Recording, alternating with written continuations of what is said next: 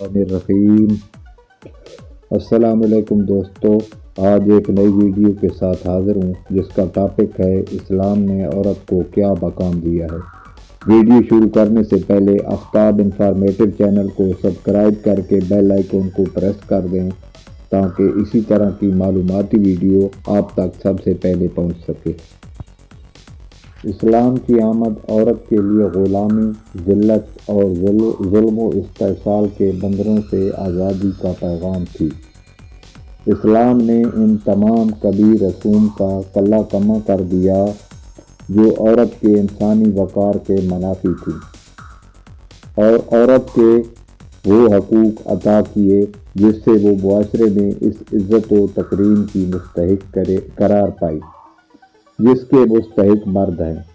یہاں ہم اسلام کے قائم کردہ معاشرے میں عورت کی تکریم و منزلت کا جائزہ پیش کرتے ہیں۔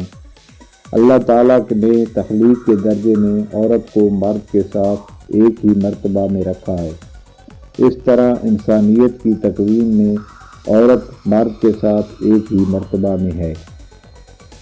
ارشاد باری تعالیٰ ہے، اے لوگو اپنے رب سے ڈرو جس نے تمہیں ایک جان سے پیدا فرمایا، پھر اس کا جوڑا پیدا فرمایا، پھر ان دونوں میں سے بکثرت مردوں اور عورتوں کی تخلیق کو پھیلا دیا۔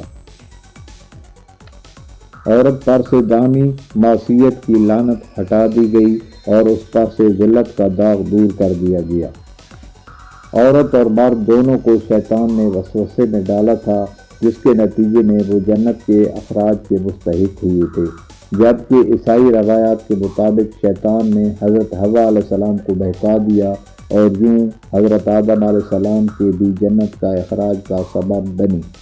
قرآن حکیم نے اس باطل نظریے کو رد کرتے ہوئے فرمایا، پھر شیطان نے انہیں اس جگہ سے ہلا دیا اور انہیں اس راحت کے مقام سے دور کر دیا جہاں وہ تھے۔ اللہ تعالیٰ کے ہاں اجر کا استحقاق برابر قرار پایا۔ ان دونوں میں سے جو کوئی بھی عمل کرے گا اسے پوری اور برابر جزا ملے گی۔ عورت کو زندہ زمین میں گاڑے جانے سے خلاصی ملی، یہ وہ بری رسم تھی جو خود احترام انسانیت کے منافی تھی۔ اسلام عورت کے لیے تربیت اور نفقہ کے حقوق کا ضامن بنا کر اسے روٹی، کپڑا، مکان، تعلیم اور علاج کی سہولت ولی الامر سے ملے گی۔ عورت کی تذلیل کرنے والا زمانہ جاہلیت کے قدیم نکاح کو جو در حقیقت میں زنا تھے، اسلام نے ان سب کو باطل کر کے عورت کو عزت بخشی۔